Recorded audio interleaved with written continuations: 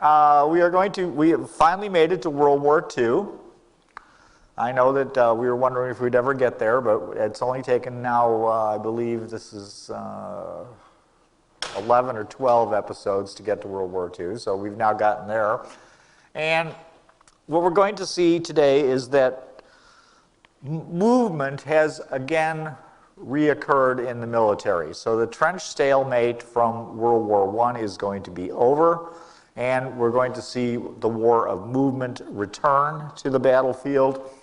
And I refer to that as blitzkrieg. That's a questionable term, really, but and we'll get to why that's a questionable term, but it just seems very much what people expect this to be. So it's probably more just the German operational plan rather than some mystical thing. But regardless, and you can see one of the key parts of this is going to be the tank, and the tank has obviously changed significantly from World War I. Well, France, after World War I, has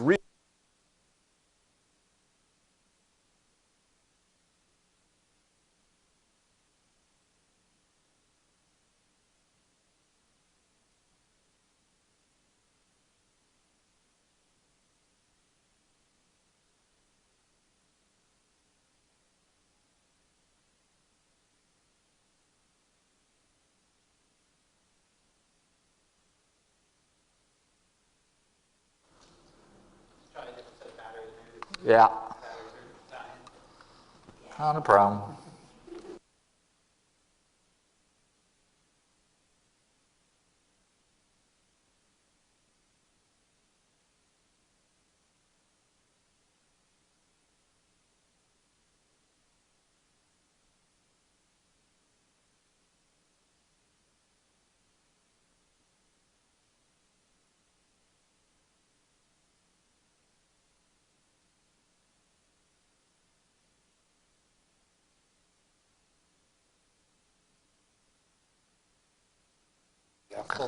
Well, anyway, we're back. See, I thought I pushed the button. But anyway, so France realizes that they won World War I, not because of France, because they had the British for allies, they had the Russians originally for allies, certainly they had the United States at the end of the war, and they know that this was the reason they could win the war. They can't beat Germany on their own.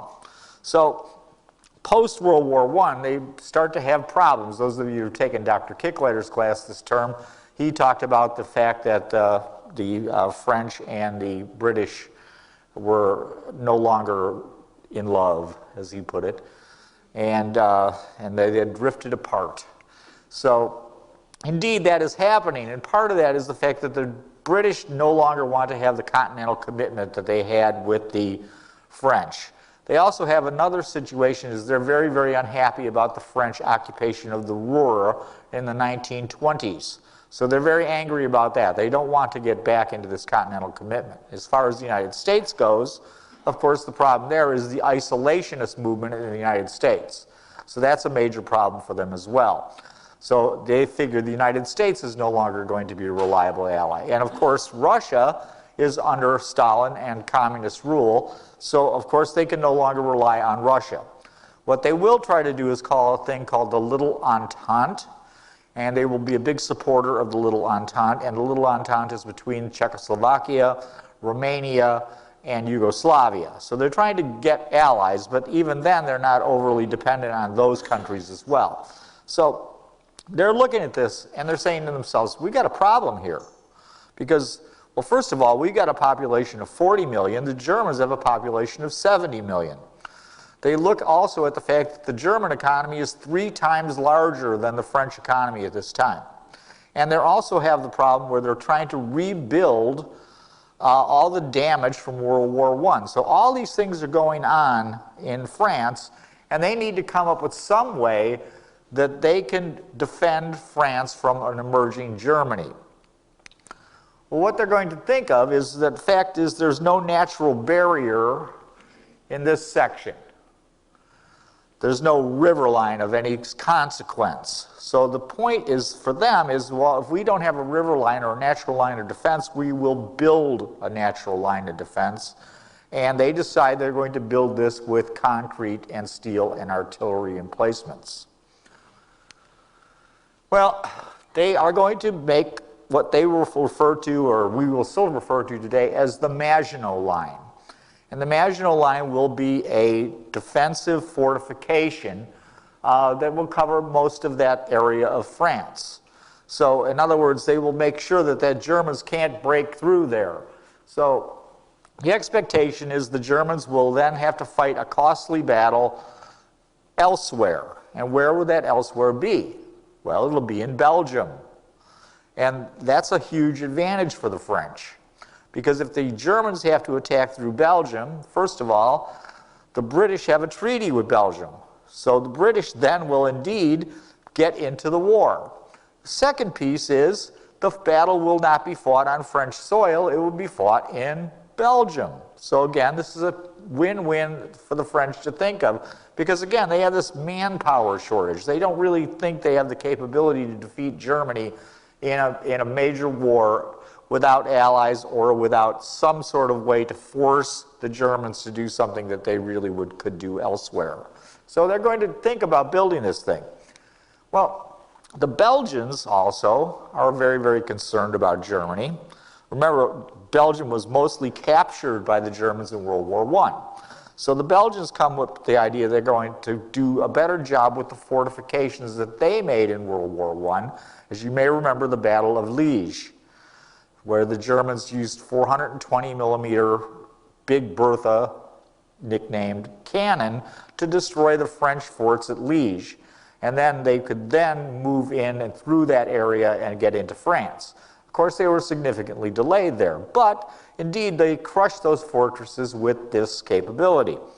Well, the French forts around Verdun, for example, survived the Big Bertha shells. And the Belgians looked at why they did, and they came up with a couple of conclusions. First of all, the French forts didn't use plain concrete, they used steel reinforced concrete. So it was much stronger. The second thing the French had done is they had spaced their turrets, their artillery turrets, further apart. And the third, and perhaps the most important thing, is they had buried their magazines, in other words, where they stored their ammunition, very, very deep in the forts, so they were almost invulnerable to shell fire. Because you may remember one of the forts at Liege was hit by a Big Bertha shell, and that thing blew up, where the commander was, if you remember that show. So they really have tried to build much better forts. The other thing that they've done is they had in World War I very, very early guns. Their guns were firing black powder and had very short range. All their guns now are going to be brand spanking new 120 millimeter and 75 millimeter cannon, and those cannon are going to have a much, much greater range. Now, the reason they're building a fort at this location is there are 3 bridges across the Albert Canal, and they need to hold these bridges for as long as they possibly can to slow down a German advance. So that is why they build this thing. And when it's completed in 1935, this is considered to be one of the strongest fortifications in the world. So it is a very, very expensive effort that they put into making this fortification. Well, the Maginot Line is also being built roughly around this time. And when we think of the Maginot Line, we probably think of a linear formation that's probably not very thick. It's certainly a significantly greater development than perhaps our border wall with Mexico. And we all know the border wall with Mexico is relatively expensive. So you can see that this thing is not just a fence. This thing is 12 to 16 miles deep. And it contains major bunkers, artillery emplacements, turrets, anti-tank guns, you name it. Everything that could possibly be built in this area is in this thick fortification. And this thing runs for miles. It runs from Switzerland all the way to Luxembourg. And so you can see this is a huge, huge investment. Now, if we look at the picture, you can see what is called a pop-up turret. That turret is raised. And that turret, what happens is the turret pops up, they fire the cannon. If there's incoming artillery fire, they lower that turret back down, reload the guns, and then pop it up again. And you can see in the lower picture how that operates. So there's a weight. And when that weight is dropped, the turret pops up. Then they use the screw mechanism to crank it back down and lift that weight up. So the turret can go up and down. You also notice this picture here is a observation and machine gun position, which you can see, there's the main turret, there's the machine gun turret. So these things are very, very, very sound fortifications. And they spend a huge amount of money on this thing. Well, the Maginot Line is staffed by a group of specialist troops. There are artillerymen, there are infantry type soldiers there that are to man the machine guns, for example. There's a significant amount of engineers involved with this so they can maintain this giant structure. There's literally underground railroads. It really is a very self-contained thing. But what happens with them is they also need infantry formations outside the fort. And the reason they need infantry outside the fort is so that they cannot be surrounded. So they also have static infantry units attached. Well, the problem with doing it this way is what you've created is a military that is totally static. They have no offensive capability whatsoever. These people only can defend because they're in these fortifications and that's what they're trained to do. The infantry around them has some capability of offense, but the fact of the matter is they don't have nearly the offensive capability that they could have had they not decided to do it this way. So if we look at this picture, there is where the wall as it was actually built by 1938. So there's a lot of debate about this plan. And Pétain and Joffre, marshals of France from World War I, are very, very much in favor of this linear formation. They've seen how successful trench warfare was in World War I, and they wish to continue this same thinking. But people like Renaud and Charles de Gaulle think that, no, this is not the way we should build the French army. We should build the French army based on mobile warfare, tanks, and we should spend our money on aircraft. Well, what happens is there is a sergeant, and his name is Maginot. And Maginot becomes a politician. He's grievously wounded in World War I. And he's very, very popular and famous in France. And he becomes Minister of War for the French. And he wants to build this wall. He wants to build the Maginot Line. It's not going to be called that. He dies in 1932, primarily from his wounds. And they named the line after him because he was such a major proponent of it. So that is where we get the Maginot Line. Yes? You said that, I guess, Joffre and Pétain were the ones who said trench warfare was successful? Yes, they thought that the best use for... The question is that Joffre and Pétain think that trench warfare was successful. As it had played out in World War I? As it played out in World War I. And that's primarily due to the fact that it was the best use of manpower for the French. So the French, again, they have a much smaller population than Germany. So since their population is so much smaller, they think this was the most rational method to use their manpower. So they didn't feel confident that the French would be able to attack Germany. They felt confident that they would at least be able to defend if they were in fixed fortifications. Does that answer that? Okay. So, well, anyway, what happens is they start to build this Maginot Line, and they complete it in 1938. Problem comes up, though. In 1936, the Belgians and the Dutch become very, very afraid of the Germans. And the Belgians, unlike in World War I, declare neutrality along with the Dutch. So the Belgians have now said, well, you know, we don't want to get involved. We don't, you know, this is bad. We don't want another world war. We're going to be a neutral nation. If you want to fight France, that's your business, but we're not going to get involved with this. And it's pretty much a moral lack on the current king of Belgium at that time. His father would never have done that, but that's kind of another story. So the French now are kind of in a quandary. They're like, oh man, now what are we going to do? So they decide what they're going to do is they're going to make the wall longer. They're going to start to build fortifications all the way to the English Channel. And you can see on this map that this little dotted line here is where they begin to make fortifications. But remember, it took them 10 years to build the first part. They don't have 10 years before the war is going to start. But again, they decide to spend more money on fixed fortifications. And that is really a big problem for them, as it will turn out. Because eventually, the Germans will not be quite so accommodating as to attack directly into the Maginot Line.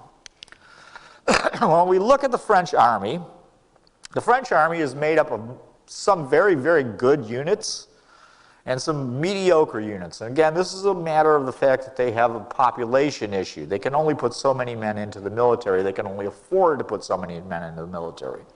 But they still have a very, very large army. And part of that army, the best part, is they're developing tank divisions, armored divisions.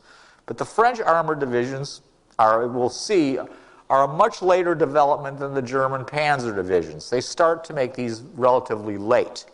The French armored divisions also do not contain a significant amount of armored infantry, artillery capability, mobility for a combined arms organization. They are primarily large groups of tanks. And that will also be a problem for the French as things go along. They don't have a lot of anti-aircraft capability. They don't have a lot of communications capability. From 23 till 1938 or 39, they only spend 0.15% of their budget on communications. So the French communication system is vastly inferior to the one that the Germans will deploy, as we'll talk about. In fact, so much that their commander, his name is Maurice Gamelin. Gamelin decides that he doesn't like radios because radios can be heard by other people. They can be intercepted. And so he decides that he will not keep radios in his main command post. He will indeed continue to use telephones and couriers. So even the French high command is not using radios or using them as little as possible because they're afraid that they'll be intercepted. Well, the French, because of their desire to create the Maginot Line, have put 36 of their divisions into this position. These are not mobile troops. They are designed to defend this position. The Germans, realizing that these people have no real offensive capability, only back their line, or it's known as the Siegfried Line. They make kind of a little copy of it. It's not nearly as well built as the Maginot Line, but they felt obligated to match this in some way. They only have 19 divisions there because, again, they're not afraid that the French are ever going to attack them. So what happens then is, of course, this frees up a significant amount of German capability to be used in offensive warfare, while 36 French divisions, 1/3 of their total force, is tied up in the Maginot Line with no offensive capability whatsoever. That is a major problem. Talk about French tanks. Everybody probably thinks the German tanks are vastly superior to French tanks. The fact of the matter is they are superior in some ways, but on paper, the French tanks are very, very good. And this is a Samoa S-35S, and it is a very good cavalry tank. It's a medium tank. It's comparable to our Stuart tanks and kind of comparable to our M4 Shermans. It's kind of a cross between those two. It's not really a light tank, it's a medium tank. It is relatively fast. It is armed with a 47mm cannon. which is very effective for this era of the war, very early in the war. It has 47 millimeters of armor plate, so it is highly resistant to the anti-tank guns that the Germans will deploy at this time in the war. Their standard anti-tank gun at this time is a 37 millimeter, which the United States copied, by the way. And again, this frontal armor on this is quite good. The problem with the Samoa, as far as its construction, is it has a cast hull, which would seem to be a great thing because it would make the hull stronger. But it is very expensive to produce, and it is also a little difficult to maintain because that hull has been cast. So it's got that problem, but on the surface of it, this is a fast, heavily armored tank. It is a very good tank. Its problem is this: it has a 3-man crew. It has 2 men in the hull, and in the turret there's the tank commander. The tank commander is expected to load the gun, aim and fire the gun, and command the tank. He's got a lot of issues. He's got a lot going on for one guy. So that is a problem with this tank. The other problem with this tank is they never put in radios into all the tanks. The command tank has a radio. The other tanks in a platoon of tanks, let's say it's 4, it's probably 5, but just for a number, one tank has a radio, the others don't. So he has to signal those other tanks that indeed there is a problem. So we see once again French communications are not up to standard. The other interesting thing I think about this tank, if you look at the picture, you see the tank commander there. He's not coming out of the top of the tank, he's coming out of the back of the turret. So the hatch for the tank commander is not on the top, it's on the back. So in order for him to see and to command the tank and to command the other tanks in his unit, he has to physically get out of the tank almost, and his whole upper body is now exposed to artillery fire and small arms fire. So this makes him extremely vulnerable. So it's a bad design in that regard as well. But they built 430 of these. So it's a pretty darn good tank, except of course it has some issues. They also have what they call a breakthrough tank. This is a heavily armored tank to break through the proposed trench lines of World War I, similar type. This tank is heavily armored. It is heavily armed. It was originally going to be a mobile artillery piece armed with a 75 millimeter gun in the hull, and you can see that gun there. So that's a 75 millimeter short-barreled cannon, and it's quite a good gun. They decide what they're going to do though with this tank is also give it an anti-armor capability, and they put a turret on the top. The turret is also armed with a 47 millimeter gun. So this thing is very, very heavily armed for 1940 tanks. And we actually make a kind of a copy of this with our, what we refer to as our Lee tank, where we have a 75 millimeter in the hull and then a 37 millimeter in a turret on top. But 60 millimeters of armor, 75 millimeter cannon, 47 millimeter cannon, a formidable weapon. In fact, the armor is so thick on this thing that the only German weapon that can penetrate that armor is the deadly 88 millimeter dual-purpose anti-aircraft, anti-tank gun. And the Germans at this point don't have a lot of these. So this is a formidable weapon. It's got some problems. It's got that same kind of one-man turret. That's a problem. It's slow. It doesn't have much range. It's designed to break through the trench line, and then the cavalry tanks are supposed to clean up behind it. It also has a radio, but the radio that it is equipped with is a Morse code only. It is not a voice radio. So now it's going to slow your communication significantly by the fact that you have to like type in a message and then you have to decode the message. And they are switching over to voice radios, but they have problems with this. They haven't been able to deploy them all. They're not going to be able to deploy them until 1940, mid-1940, which is going to be too late.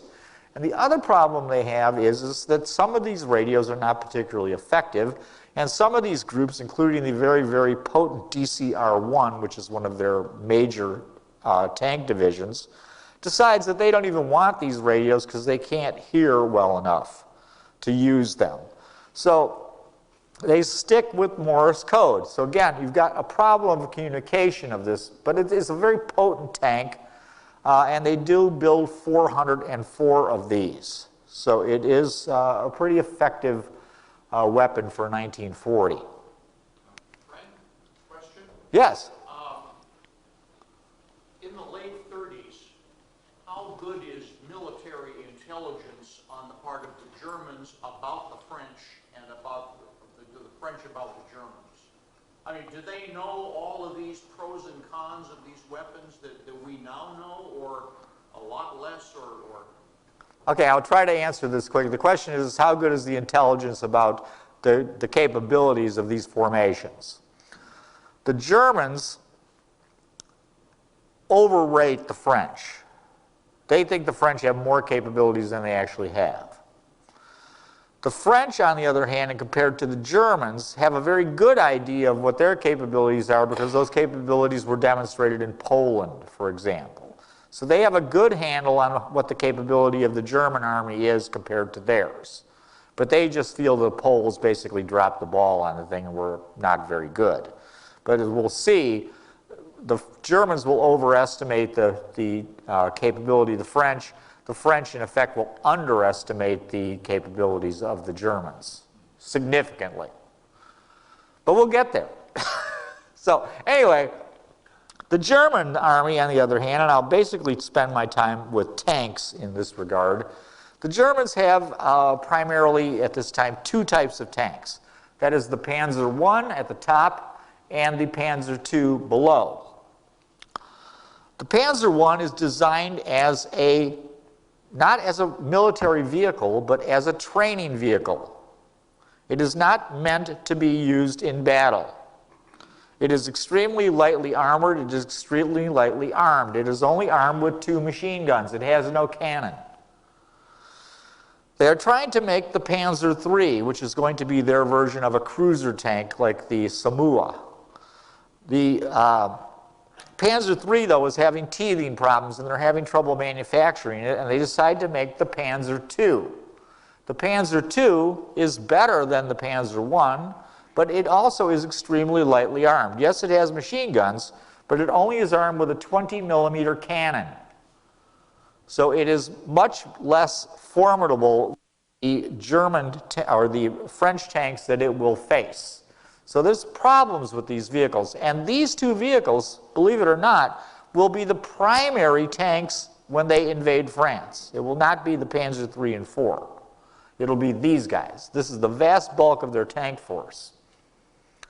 Well, the big advantage they have, though, is they've created the Panzer Division. And they've created the Panzer Division relatively early. And the Panzer Division differs from the French armored divisions is it's a combined armed force.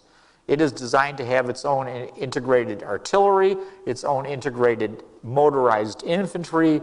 It is basically a self-contained force. And the other thing that's different, really, is these forces operate in a completely different manner. Tanks are normally deployed by countries at this time into tank battalions. And a tank battalion is designed to support the infantry. The Panzer divisions turn that on its head. The Panzer divisions being able to be self-contained and basically have all the things they need to advance rapidly, what they do is they become the important piece, the main part of the attack, and all the other infantry units are there to support them. So that is a huge change from how most of these people operate. So a Panzer division can operate virtually independently, and we'll see in the Battle of France that that will have a huge effect in how this battle goes. Well, the other thing is the Panzer Force has been around longer, and it has time to practice. And at the Anschluss of Austria, what happens is Guderian, we've talked about before, and you can see him in his command vehicle here, Guderian launches the panzers into Austria. Fortunately for the Germans, the Austrians don't really fight back, because what happens is the panzers break down, they run out of gas, They're completely disorganized. It's just a big mess. And if the Austrians would have fought them, they probably would have beat them, because it doesn't go well at all for these early panzer units. And you can see in the command vehicle, I think this is kind of an interesting picture. There's Guderian. You see all the radios in there, but you can also see this thing here that looks like a typewriter. That's an Enigma machine. That is their code machine that they used in World War II. And we'll talk more about Enigma in another class. But the fact of the matter is, I think this is kind of a cool picture of Guderian and talking about how radioed the Germans were compared to the French. Well, next happens is a year and a half later, after the Anschluss, the Germans attack Poland. And once again, they're able to have their panzer units function in a military fashion, in a war. So these people are starting to learn more and more every time they go into an attack. And people talk about Poland being a blitzkrieg, and modern historians really don't think that's necessarily the case. For example, we'll talk about Ellis. Ellis goes, there is considerable justice in the assertion that the panzer divisions were not given the kind of strategic mission that was to characterize authentic armored blitzkrieg, and were almost always closely subordinate to the various massive infantry armies. So these units in Poland were not just sent running free, they were there to support the infantry still. And then Zaloga writes that whilst Western accounts of the September campaign have stressed the shock value of Panzer and Stuka attacks, we'll talk about Stukas, they have tended to underestimate the punishing effect of the German artillery on the Polish units. So the German infantry and the German artillery units were top-notch at this time. They're not motorized, but they're top-notch. So to look at Poland is what we'll refer to as blitzkrieg, is really not so much the case according to more modern thinking. But the Germans used this as a propaganda piece because they were able to have this theoretically new form of warfare in Poland. It's designed to frighten their enemies, and they play up the fact of blitzkrieg very much. Well, the German tanks, like the French, they think they need to have two types of tanks. And these will be their actual battle tanks. They don't have very many of them. They only have 200 of each, basically, when they invade France. Remember, the French have 400 of each of their better tanks. The Panzer Mark III and IV, again, will be two different types of tanks. The III will be a cruiser tank. The IV will be their main battle heavy tank. The Panzer IV is armed with a short-barreled 75-millimeter cannon. It has not got a lot of armor penetration capability, but it is designed to knock out enemy machine gun nests and bunkers. So it's for that capability. The faster, more mobile tank will be the Panzer Mark III, and that is armed with a 37-millimeter anti-tank gun, which I already talked about, being the primary weapon for the Germans. They only have 30 millimeters of armor each. So you can see their frontal armor is vastly thinner than the frontal armor that's capable on the French tanks. So if you look at it on the surface, you're going, well, the French tanks have bigger guns, the French tanks have more armor. What's the difference? Why are these tanks good or better than the German tanks or than the French tanks? And the answer is simply that they have a 5-man crew. The 5-man crew allows for 3 people in the turret, one to load the cannon, one to aim and fire the cannon, and then a tank commander to run the tank. They also have an intercom system within the tank itself, and this is highly unusual at this time. Normally what you did when you wanted to tell a tank to go left or right is the tank commander would kick the driver in the shoulder. If you wanted to go left, he'd kick his left shoulder. If you wanted to go right, he'd kick his right shoulder. They have an intercom inside this tank, so they could communicate amongst themselves quite well. The other thing they have is that every one of these tanks has a radio, and quite a good radio. So the commander of a tank platoon can now directly talk to everybody in his unit. So the fact of the matter is these tanks have a huge advantage in the ability to communicate amongst themselves and to communicate with their headquarters. So that is a giant, giant advantage in what will be referred to as blitzkrieg. So we can see there's some major things going on with these German tanks. The other big piece here is the Luftwaffe. The Luftwaffe has been primarily trained in Russia, because again the Treaty of Versailles did not allow the Germans to have an air force, so they used Russia to train pilots. Then the pilots go to Spain to fight in the Spanish Civil War under a thing called the Condor Legion. They are also able to perfect their tactics. So by the time they attacked French and the Polish, they are one of the most technically advanced air forces in the world, and indeed they've gained a lot of combat experience where other forces have not. So the Luftwaffe is really, really important for what's going on in this battle. And then brings us to the Stuka.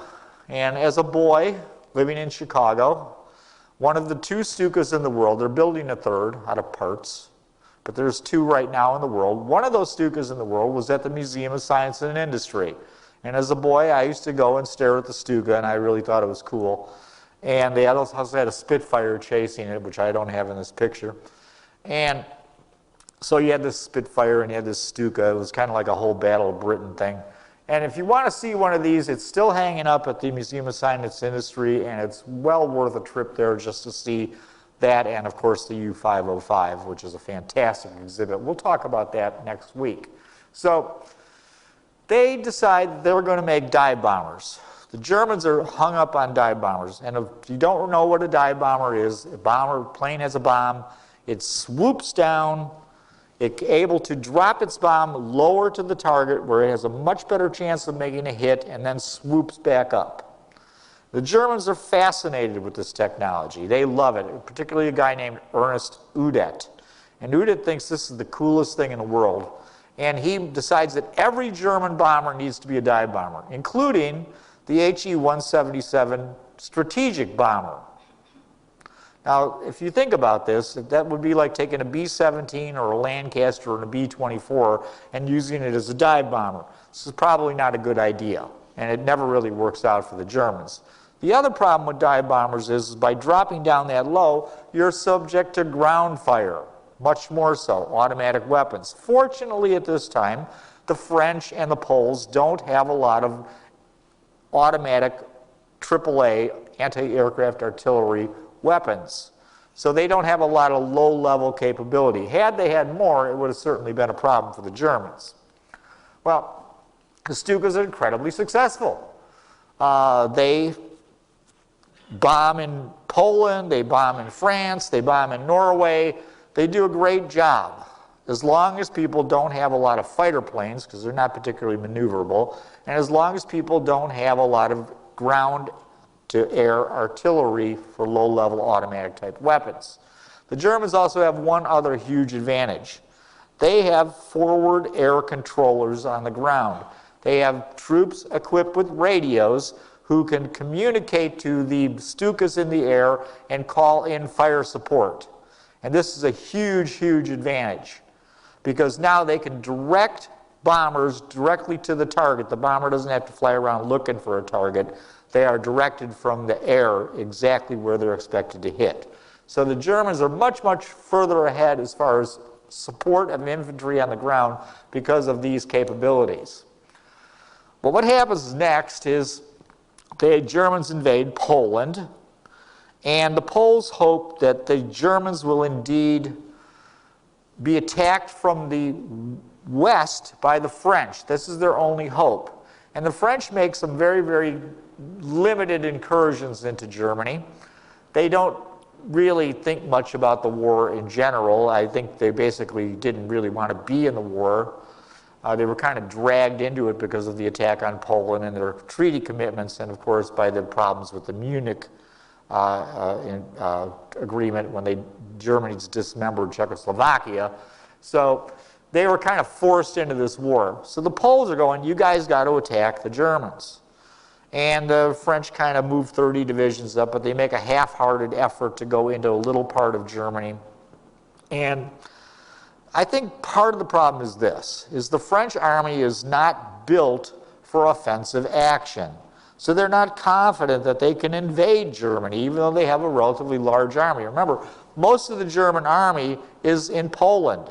So this whole western part of Germany is wide open for the French if they decide to attack. This would have probably been the best chance in World War II to defeat Hitler early on. But they don't take that chance. They're afraid. They don't want the casualties that they had in World War I. There's a lot of political reasons why they don't want to do this either, and they've already basically sold the Czechs out in Munich, and they sold out the Little Entente, which I talked about as well. So the French are not a particularly reliable ally. Well, Poland falls in 6 months, and that is, then the Germans move their troops back towards the French border, and the French completely retreat back into France, and what happens next is about an 8-month period that's referred to either as the Phony War or more indelicately as the Sitzkrieg. And the Sitzkrieg goes on and nobody does anything, really. There's not a lot of bombing, there's not a lot of anything else going on at this time. So, for example, in Parliament in England, they want to bomb the Black Forest because there is German ammunition dumps in the Black Forest. And the Ministry for Air goes back to the Parliament and says, well, we can't bomb that because the Black Forest is private property, so we can't drop bombs on private property. So you see that this really is a very stagnant period. So let us take a short break, and then we will come back and try to finish the Battle of France. Let's go back here. So, we're talking about the Phony War, the Sitzkrieg. And again, it went on for 8 months. Well, what goes on during that 8 months is very different on each country. For example, the Germans use that 8 months to train more troops, to build more airplanes, because they've had significant losses in Poland, to repair and build more tanks, because they've had significant losses in Poland. The French, on the other hand, use that time to dig more trenches. Probably not their best use of time. But that's really what goes on. Well, at sea, though, we'll see a completely different situation. At sea, the war starts immediately. Several hours into the war, a German submarine, there's very few, by the way, which we will get to next week, a German submarine torpedoes this ship and sinks it, the SS Athenia. And the SS Athenia is the second ship of this name because the one in the World War I was sunk by a German submarine as well. And it has a loss of 112 lives. The Germans, because this is a passenger ship, immediately try to cover it up. They try to make out that this never happened. They say that, and they actually destroy the records of this U-boat that he sank this ship. And they basically claim that the ship hit a British mine. That is what their thinking is on why this occurred in this manner. So you can see from day one at sea, though, this battle is going on. Another thing happens, though, and I find this completely interesting, and it will tie into the lecture we'll give in a couple of weeks, is the attack on Wilhelmshaven. The Germans sent 22 Wellington bombers. This is, at this time, is their absolute best bomber that they have. It's a medium bomber by today's standards or later in the war, but it's really, for this time, is a heavy bomber for the British. And they sent 22 of these things to bomb German warships in Wilhelmshaven harbor. And they go in daylight. It's a nice, clear, sunny day, and they have no escorting fighters, and they get annihilated. They lose 12 of 22 aircraft in this attack. And this really sends a message to the British RAF, Royal Air Force, that indeed they cannot send unescorted bombers over Germany.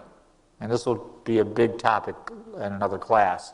But the fact of the matter is, they make that decision here, part of it, in Wilhelmshaven. What is more amazing to me at this time in the war, as part of the phony war aspect of it, is when the lead bomber in charge of this force is flying over Wilhelmshaven, he sees that the German warships are very close to the shore. They're docked very, very close to Wilhelmshaven, the town. And he decides not to bomb at all because they're too close to the town and they might hit somebody in the town. So they lose 12 aircraft for absolutely no purpose whatsoever because they're afraid to bomb a German city. So you can see that they're very, very afraid of air power at this time. Frank, how many were in a crew? Of a Wellington, I believe it had a crew. Of the Wellington. I believe it had a crew of 6. Well, there's 72. Yeah. More than half the force is destroyed. So it's a disaster. Well, what's going on the German side really is that Hitler in October, after he's captured Poland, offers peace terms in effect to Britain and to France. Basically what he says is, look, let's call the war off. I'll keep Poland and we'll just forget the whole thing. You didn't like the Poles very much anyway. So the fact is the British and the French decide no, that they must continue on with the war. Hitler is infuriated. He says, well, this is ridiculous, but I don't want to fight these guys, but they're forcing me to do this, so we're going to attack them immediately. The German High Command says, well, the Führer, we must wait. We must wait. We are not ready to attack them. And so they basically said, look, we cannot do this right now because we need to rebuild our forces after the invasion of Poland. We're not ready to take this on the French.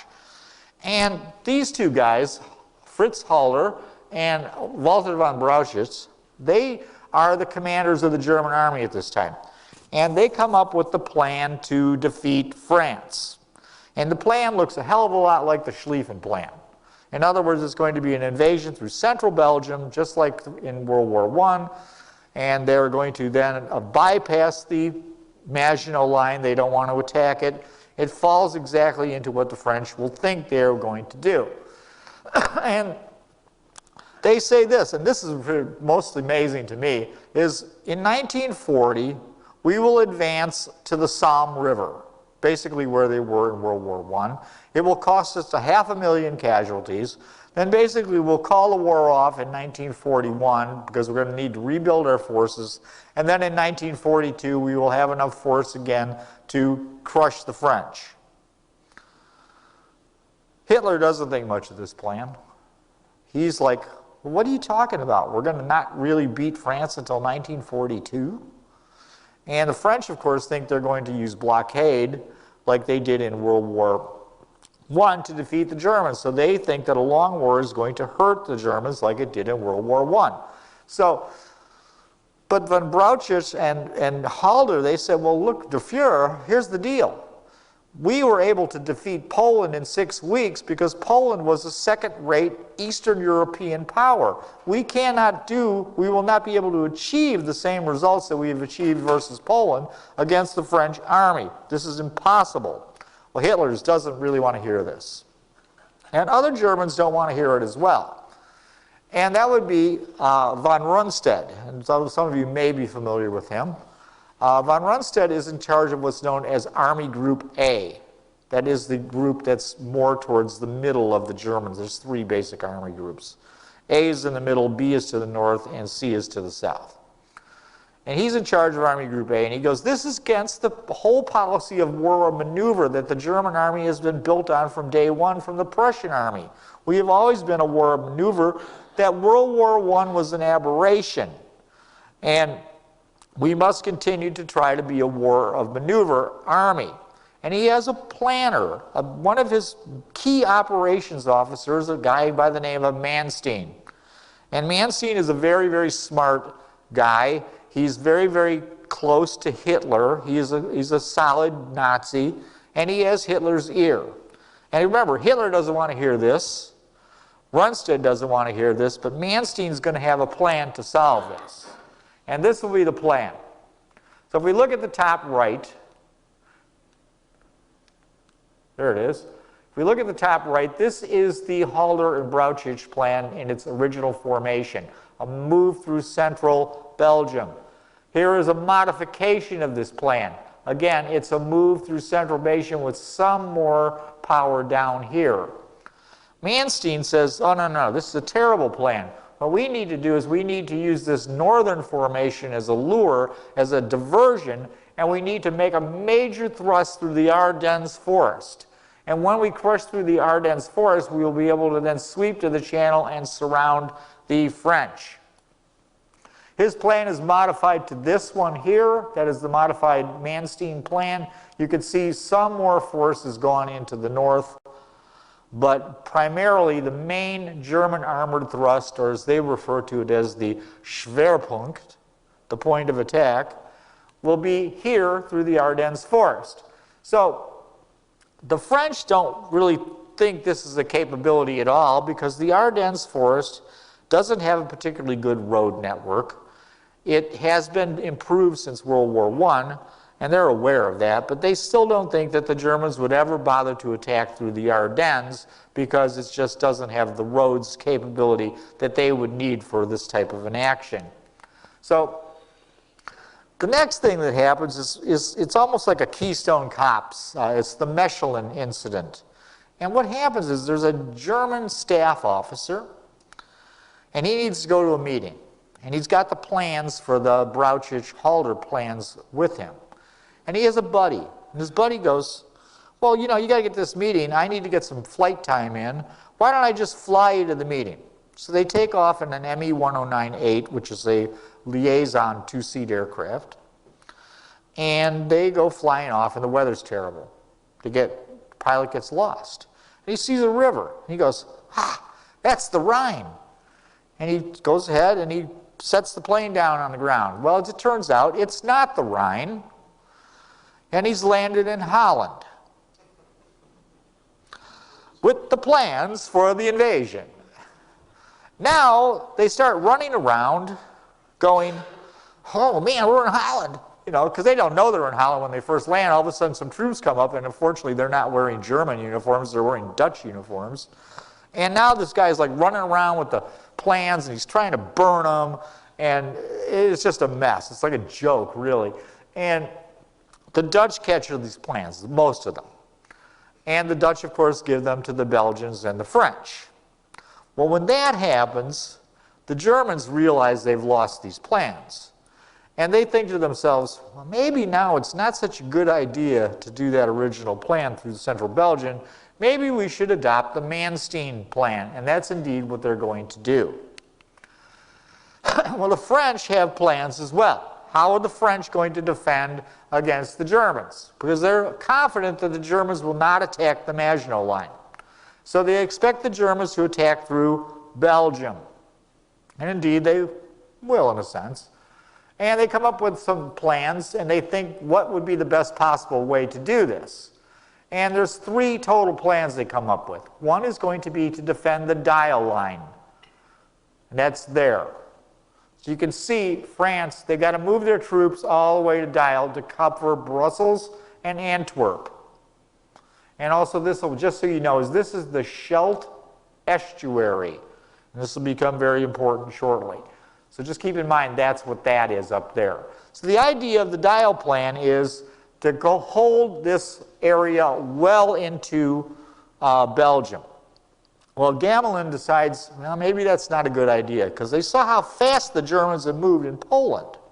So they think to themselves, well, maybe we shouldn't do that. Maybe we should hold this line, the blue line here, which is the Escaut and the Scheldt River.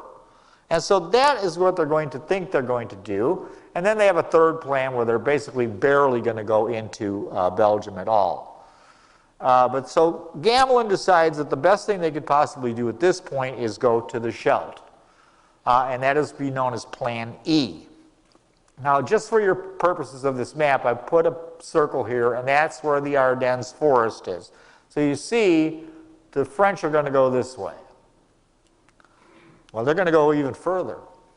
Because what they decide to do is, Gamelin starts to see that the Belgians are taking a serious interest. Even though they're technically neutral, they're starting to get a little bit afraid of these Germans. And they decide to start reinforcing and building more and more fortifications on the Albert Canal. And just so you know, the Albert Canal is basically here along the German border. It's north of Antwerp. So Gamelin says, well, you know, those Belgians, they were pretty tough in World War I. They did a hell of a job. Maybe we could count on them to hold the Germans up until we can get to the Dial line. And indeed, he decides that they're now going to go and defend all the way up to the Dial line. And the British don't think this is a particularly good idea. Some of the French generals don't think this is a pretty good idea, but Gamelin talks them into it. And they decide that they are going to not just go all the way to the Dial River, but they are going to defend the Scheldt estuary, because if they defend the Scheldt estuary, they can then use Antwerp as a port, because Antwerp is relatively inland, so there's a river that goes here. So if you hold this area, you can still supply Antwerp from the sea. And what this is going to be called is called the Breda variant, and I have the town of Breda circled here. So now what he's going to do, he's going to take the French strategic reserve, their most mobile and potent force that was designed to be their strategic reserve, depending on where the Germans broke through, and he is going to then take them and put them all the way on the Channel coast. Because they're mobile, they can go the farthest, the fastest to get up to Breda. So the main focus of the German or the French defense is going to be to take their most powerful and mobile force and move it up to here. Well, the other problem with it is they think the German attack is going to be these three red arrows going this way. The Germans, because of Manstein, have a completely different idea. Their Schwerpunkt, or main point of attack, is going to be this large black arrow going between two very weak armies, the 9th and the 2nd. And so what's going to happen is the Germans are going to use this attack to sucker the French into moving all their forces north while they hit them here. And indeed, this is what's going to happen. So you can see, nothing could have been more to the Germans' advantage than the way the French are going to deal with this plan. Well, Hitler by now has come around to get his generals on board. Because remember, his generals don't really think this is a good idea at all to attack France. And it's going to be 500,000 casualties. The war is going to go on for years, yada, yada, yada. But Hitler says, well, no, look, here's the deal.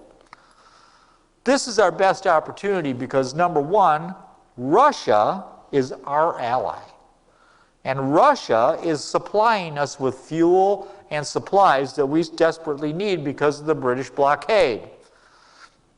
That's the first piece. The second piece is Russia is involved attacking Finland. So they don't have to worry about Russia attacking them at this point. And so Hitler says to his generals, he says, this is the golden opportunity for us to attack and destroy France. And indeed, they finally do go along with this. Well, the Germans have, and I use the term here, a very slim margin of victory. It certainly could be argued that the Germans had no margin for victory. And I mean this simply. When you look at the fact of the German army, you think the German army is this mobilized, motorized, powerful thing. Only 10% of the German army in 1940 is motorized.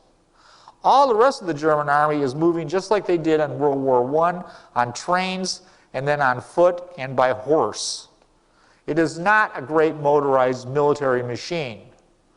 They have, for example, 120,000 total vehicles. The French have 300,000. The British Army is the only totally motorized force in the world. For artillery, the Germans have 7,378 artillery pieces. The Allies have 13,974. Tanks, you think the Germans have this huge advantage in tanks. They're outnumbered almost 2 to 1, 2,445 to 4,071. So they have no superiority except for their Air Force. They do have a significant superiority in aircraft, 5,600 to 2,900. That is their big real advantage, is in their Air Force. The reason the Air Force is that way is because the British, and I'm not going to put the British down in this regard.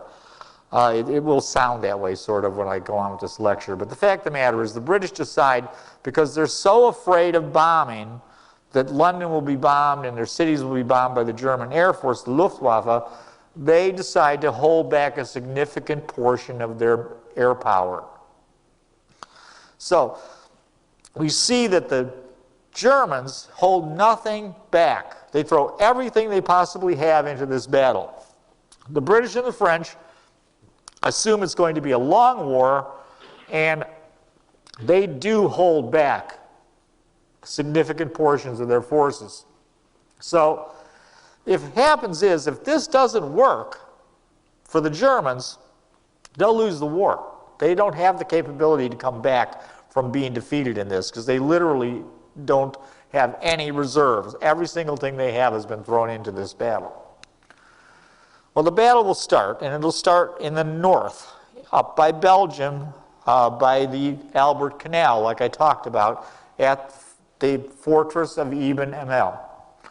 And they will use a completely new tactic. They are going to use airborne troops, or what they will refer to as Fallschirmjäger, or we would call them paratroops. And they are going to literally land by glider to capture those bridges and to neutralize Fort Ibn Emel. And they do it. Day one, they land on top of this fortress with gliders. They have special explosives. We would call them hollow charge today, like a bazooka round, but explosives that are designed to be armor piercing. They have flamethrowers. And this little group of German paratroopers captures the fortress of Ibn Emel, and they also capture 2 of the 3 bridges before they are destroyed. This is a disaster for the Belgians. Remember, Liège, it took them nearly a week to get through to capture Liège and to then continue moving forward. Day one, the Germans have captured 2 bridges and have blown a hole in the Belgian line. And they are now going to release their armored forces, because there are panzer divisions in the north as well as in the south. And they are going to rush forward before the French and the British have time to get up to the, hopefully to the Dial line is where they wanted to get to, but they soon realize that they're not going to make it, because on day one they're already in trouble. Well, the capture of those bridges sends the French and the British into a scramble. They're like, oh man, this is not good, because all of a sudden there's this big breakthrough, and we've got to stop this breakthrough as best we can. And we need a couple of weeks to make a defensive line, and yada, yada, yada, and they're all so upset. And 2 panzer divisions are blasting through this hole. And this absolutely convinces the French and the British that this is the main German attack, that little group of paratroopers. And what happens next is they are going to strongly react to this breakthrough, and that's going to play right into the hands of the Germans. The French launched 2 of their light tank divisions. These are tank divisions that are cruiser tanks. They're faster, you know, the Samua, and a lot of these Hotchkiss tanks that they use as well. And 2 French divisions run headlong into these 2 panzer divisions. And there's the largest tank battle in the world at that time, a total of 1,500 armored fighting vehicles fighting right up front. 2 spearheads hitting right into each other. The French are actually winning this battle. They knock out 160 German tanks. Their losses are about 121 tanks. But the problem is, the French are only plan to blunt the German offensive and then are going to retreat. When they retreat, and this happens frequently in World War II, you'll see this particularly in the desert, when you retreat, you leave your damaged vehicles behind. The person that holds the ground will be able to then take their damaged vehicles and repair them. So the net loss of the Germans, because they hold the battlefield, will only be 49 tanks. So even though 160 tanks were originally knocked out, they really have only lost totally for the war 49 tanks that are completely destroyed. So it is technically a tactical victory for the French, but it's really a strategic defeat for the French. So what they've done now is the Germans have engaged heavily into these French armies. But they haven't captured the Dial line. They haven't made a major breakthrough because they've been blunted. But it doesn't matter. It doesn't matter the fact that this isn't succeeding wildly like it was originally. Because the whole point of this offensive in the north is to draw the French forces further away from the Schwerpunkt, which will be the Ardennes forest.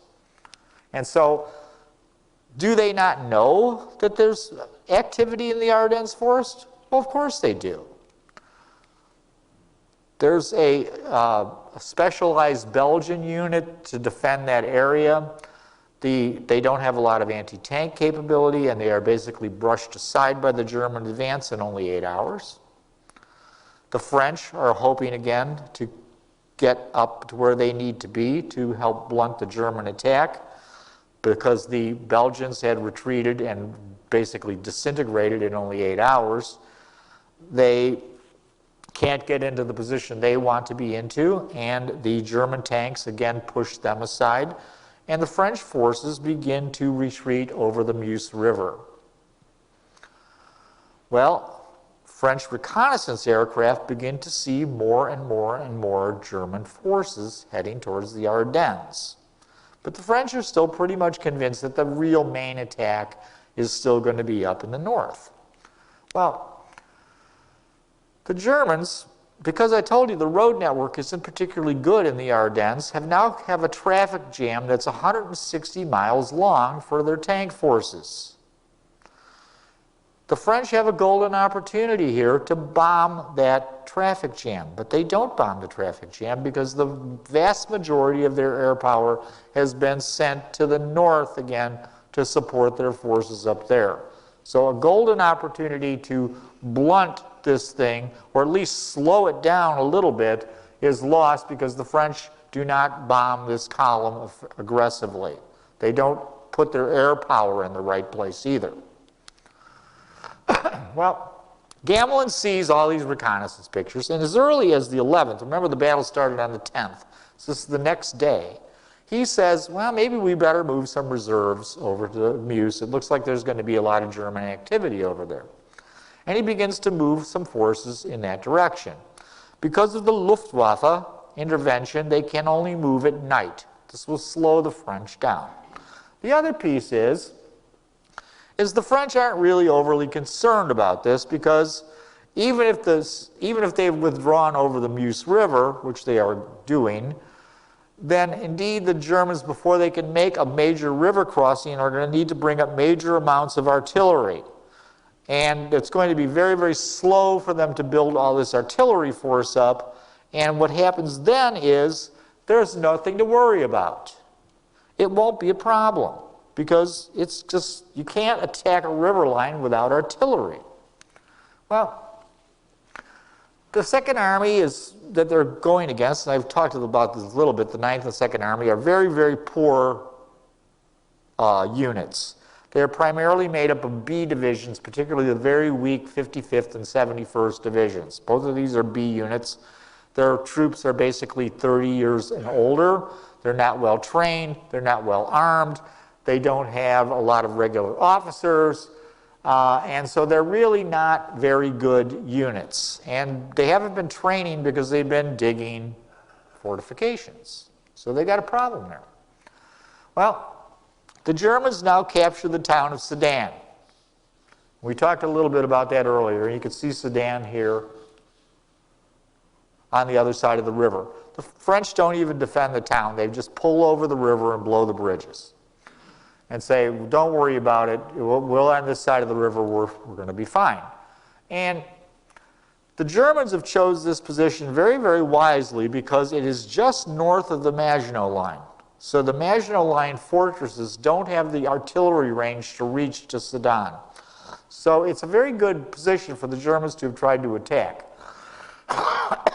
But Guderian's artillery to the French point is stuck in the traffic jam. He can't get a hold of his artillery. So he wants to make this river crossing, but he has no artillery to support him. What he does have, though, is the Luftwaffe and the Stukas. And the original plan is to use the German Air Force, the Luftwaffe, as a substitute for artillery at this battle, and they are to launch one major blow, and then they're going to have the Germans assault. And Guderian looks at this plan and says, this is a bad plan. I don't need a quick bombardment by the Air Force. I need the Air Force all day long. And he talks the Luftwaffe into this. And the Luftwaffe says, okay, we can do that. But Kleist, who is Guderian's boss, says, you can't do that. I need the air power elsewhere. I can't just give you the air power for the entire, basically, Luftwaffe for a day. I need it to fight the whole battle. And he orders Guderian and the Luftwaffe not to do this. Well, the Luftwaffe says, well, gee, it's too late to change our plans now. We're going to have to just stick with the original plan. So the Luftwaffe launches the largest single bombardment in military history up to that time. They launched 3,940 sorties, that's an attack by an individual plane, in a period of 8 hours against the French 55th Division. The French 55th Division is overwhelmed by this blitz of air power, particularly the Stukas have sirens, for example, that make noise when they dive, and it just panics the entire unit. So the 55th Division is going to disintegrate. And they are told that there are tanks, excuse me, wrong button. They're told that there are tanks at Busan, but there are no tanks at Busan, and they basically run away. Well, the next thing is that Kleist tells Guderian, you need to stop the offensive right now. You're getting too far forward. You need the infantry to catch up.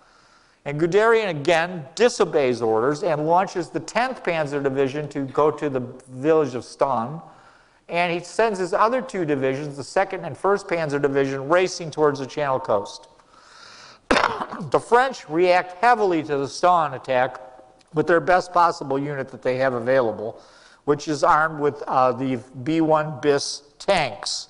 The B-1 BIS, for example, one of those tanks takes 100 hits from German anti-tank guns and is not destroyed, and then it destroys 13 Panzers. The town changes hands 17 times in a matter of 2 days. But the Germans hold off the entire French counterattack at Ston. This allows the two other divisions to go racing towards the Channel. And what happens then is these people are moving so fast that as the French reserves come up, they are basically just getting off the train and then the Panzers hit them. They're just getting fuel and getting ready to go into the fight and the Panzers hit them. And they just continue to get overrun by this massive German Panzer thrust because those divisions are self-contained. And what goes overlooked frequently in history at this time is the fact that the German infantry does a heroic job doing their absolute best because they're just marching and keeping up pretty darn well with these Panzers. It's a pretty amazing amount that the German infantry is able to march in a very, very short time and help give flank support to this group. Well, the French are stunned by this. They can't believe this is going on. So much so that only 5 days into this battle, the French premier, Renaud, calls up Churchill. Now, Churchill took over being Prime Minister of England only on the 10th, on the same day the battle started. So he's only been Prime Minister for 5 days. And he tells Churchill, we have been defeated. We are beaten. We have lost the battle. And Churchill is like, huh? And Churchill flies to Paris the next day, and he meets with Gamelin, and he goes to Gamelin, where's your strategic reserve? The same type of strategic reserve that saved Paris in World War I. And Gamelin says to him, quote, we have none. Because Gamelin has sent his entire strategic reserve into northern Belgium to go to Holland. So there's nothing to prevent the Panzers from breaking all the way to the coast. And in 10 days, They go all the way from the Ardennes all the way to the English Channel. It's unprecedented at this time of moving that quickly against what should have been a superior enemy. There's counterattacks, of course, and the counterattack, the primary one, will be here at Arras, and it'll be led by the British. They are defeated by Erwin Rommel's 7th Panzer Division. At that time, he's a division commander, not a field marshal. And indeed, it's getting to be close to the end, because the French are totally disorganized because their leader up north, their commander of their group, is in a car wreck. They don't know where he is. They can't find him. There's no communication.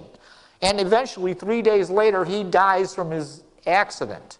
So the French up the north are completely leaderless. The French military and government are demoralized by this German attack. They can't even imagine that anybody could move this fast. Well, they're not the only ones that are shocked by this. The Germans are shocked by it. They can't even imagine it. They're like, how the hell did this happen? How did we get from Sedan through the Ardennes all the way to the English Channel in 10 days? And they continually tell the German army to stop. You have to, panzers have to stop. We have to let the infantry catch up. And 3 times they try to stop the panzers. The panzers use various subterfuge to continue to advance. It's called a reconnaissance in force, which basically means if it's successful, you're a hero, and if it's not successful, you're fired. But they use what they call reconnaissance in force. But finally, this leads to Dunkirk. And what's going to happen is the German panzers feel they can take Dunkirk and cut off this one of the few major reports left for the French and British. And Hitler says, absolutely not. We have to stop, because Hitler is afraid that he's going to have another first Battle of the Marne like occurred in 1914. That the French will launch a counterattack, they will cut off the panzers, and the panzers will be destroyed. And this is the most important part of his army. He does not want to do that. He wants to maintain the panzer force so they can then attack French units and the rest of France. Well, of course, that leads to Dunkirk. And it's really interesting to me that General Gort, who's in charge of the British Expeditionary Force, on his own authority, on his own national authority. Remember, he should be subject to French control, but he's not subject to French control when he decides that the BEF is going to be destroyed. And what happens then is he decides on his own to move the British Army to the port of Dunkirk. And the French are very, very mad about this. The French are continually asking the British for more and more support from the RAF, and they continually get refused. Well, indeed, Dunkirk is a success. To get out 338,000 men through Dunkirk, I'm sure many of you have seen the movie. It's relatively accurate. It's an odd movie, I think, but it does show a lot of things in a very accurate manner. The British do manage to get their forces out, a good portion of them. They take 139,000 French, British, Belgian, and a few Dutch troops out as well. And they lose a massive amount of equipment, 880 field guns, 310 guns of large caliber, 500 anti-tank guns, 800, yada, yada. They basically lose the equipment for 8 to 10 divisions. And in England, there are only enough equipment for 2 divisions. But what they have done is they've managed to save the RAF as well. Though the RAF takes significant losses in the battles of France, they still have a very good, strong core of fighter defense that will become critical, of course, in the Battle of Britain. Well, the naval casualties have been terrible for the British as well. And if we look at the fact that the Stuka losses are also very bad for the Germans. They lose 120 Stukas in this fight.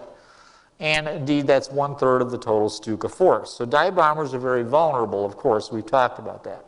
But the fact is, they will be so critical in trying to take care of the English Channel when the Germans are hoping to invade England shortly. So to wrap this up, if we look at what has occurred at the Battle of France, it is not that the Germans had overwhelming motorized power. They didn't. It is not that the Germans had a tremendously larger army. They did not. They did have superiority of aircraft. But I think the most single important thing that the Germans had done is they had learned to use the radio to change how warfare would be fought on land from now on.